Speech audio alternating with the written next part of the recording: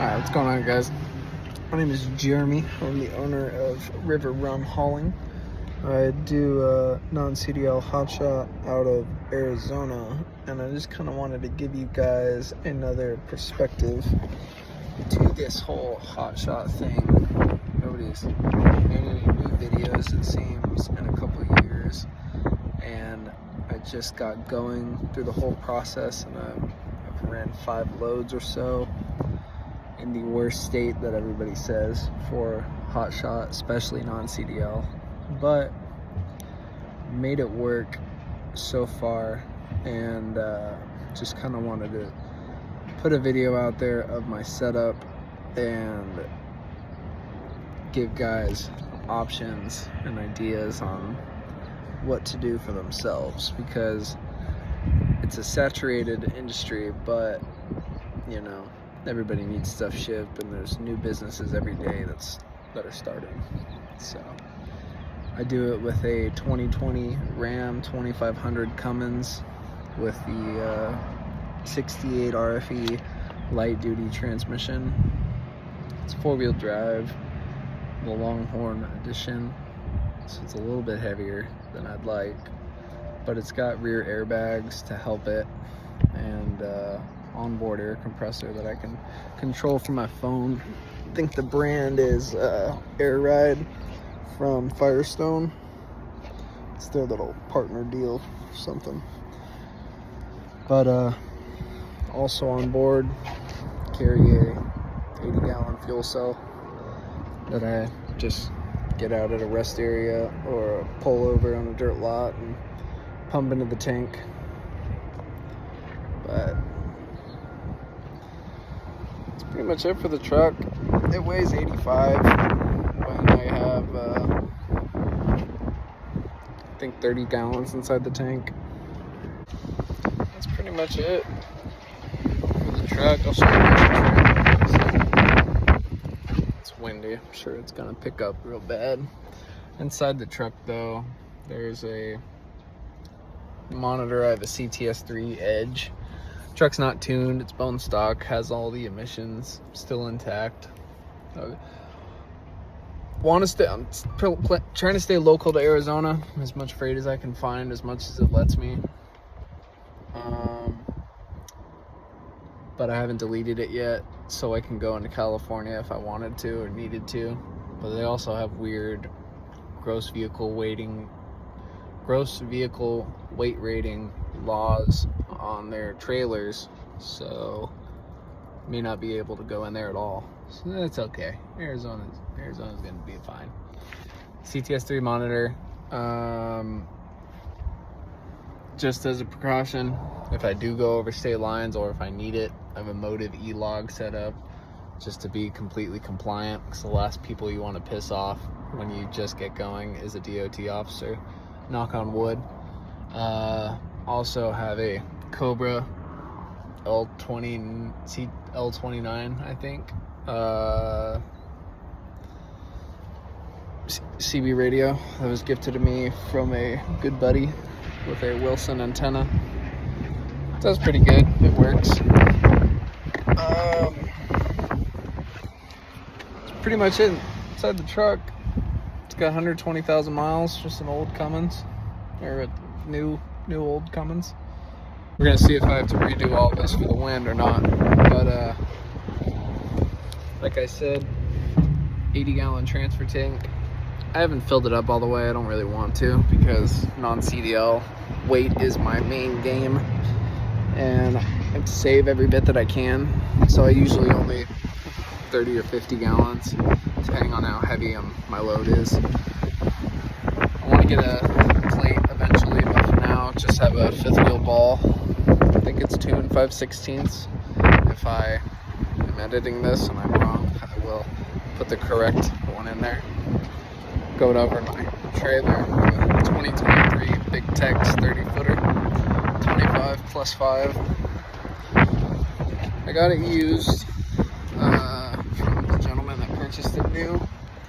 When he bought it, he did this weld-on frame rail here for the, I've heard these called winches, and I don't like that, but supposedly they are strap winches.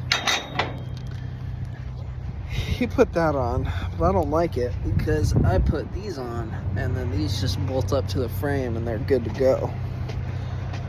But I've got 3 from him that he put on, 1 on this side that I put on, and then 2 more that I've added here. But the reason I got this trailer was, yes, you can spend $15,000 for a brand new one from Big Techs, or you can spend a few thousand less, get a used one that's not 100% brand new.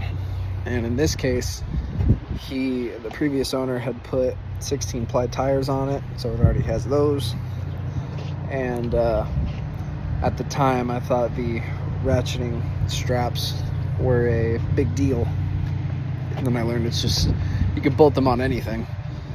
So still would have went used. However, with this trailer, the previous owner derated it to, I can't see it, it's up there somewhere, 13,900 pounds, because he was pulling with a 3,500 truck, and those typically have 12,000 or somewhere over 10,000 pounds GVWRs.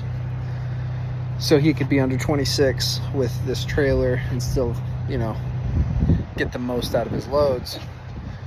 So I bit that bullet a little bit when I bought it, but so far I haven't had an issue really finding freight like that. I'm limited to 9,000 and some change going over a scale. Arizona's scales are few and far between. However, you just, always want to be compliant when you're on the highways with potential DOT officers and law enforcement, and obviously just being safe rolling down the road and well secured and within all your specs. So, I think the 16 ply tires, they're rated for 4,300 per tire. So, 43 times 4 is a lot more than 14,000 pounds, which is what the axles are rated for, 7,000 pound axles. When I got the trailer too, it pulled great and it stopped great. However, one of the axle wheel seals were leaking on the passenger side. So, against better judgment, I took it to a shop because I didn't have the time or necessarily know how to do it myself, even though it's like it's easy and I can get a whole axle for this and that. And yeah, but I like, having a reputable person or a shop do it, and then when there's an issue, if, knock on wood, if there's an issue, you take it back to that person or that place and they make it right, or you just keep having it serviced by the same people, and that's always good. They did my inspection on my trailer. They did an annual inspection on my truck to be compliant. Need to seal this wood up really before summer hits here in Arizona, because it will get killed. It's already splitting pretty good. But no issue with the ramps. Strap just keeps it silent going down the road.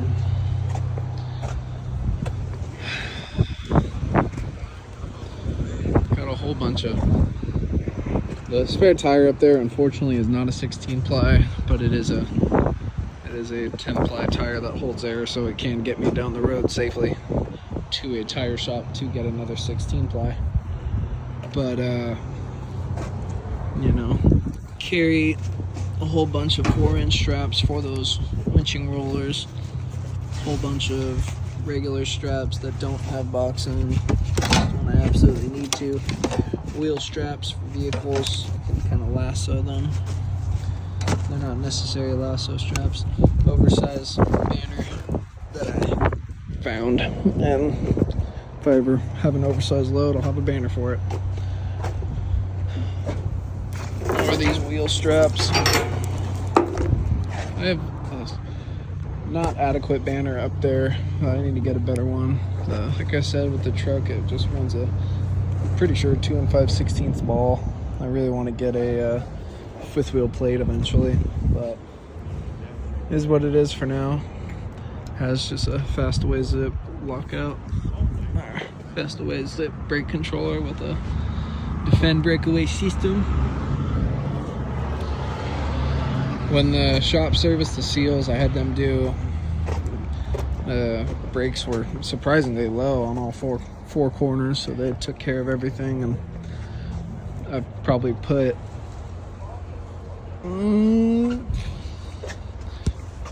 2,000 miles on it since the service, and those are probably more than half loaded miles, and it's been great. Up and down the hills, pulls straight, stops, doesn't squeak, you know, will lock itself up so it stays compliant. These 3 are sliding, and I'd like to get a couple more that do, but they're just, you know, the B ones, and they're hard to find necessarily. Like I was saying, with my trailer rating and my truck at net gross vehicle 10,000 pounds, obviously non-CDL I'm limited to 26 out of the gate, but with those 2 combinations and the magical rule of combined weight ratings, I am limited to 23,900 pounds. And then my empty weight grand total is just over 14, so that's where I figure I'm good to scale, just over 9. And load boards and brokers, you always tell them, you know, just under what you can actually do, because you will get overweight loads. It's going to happen, and you want to make sure you're still compliant and legal and safe and all that. And then on the flip side, you can adjust the rate on your behalf to, you know, like, yeah, I can still do it and I can still legally transport it, but you know, it's not as described, and I'll need to be compensated a little bit because of that, along, you know, wordage along those lines. This channel is 100%, you know, I'm learning as I go every day, asking questions, you know, just trying to do the right thing and stay legal and make some money, you know, at the end of the day. This stuff takes money to make money, though, absolutely.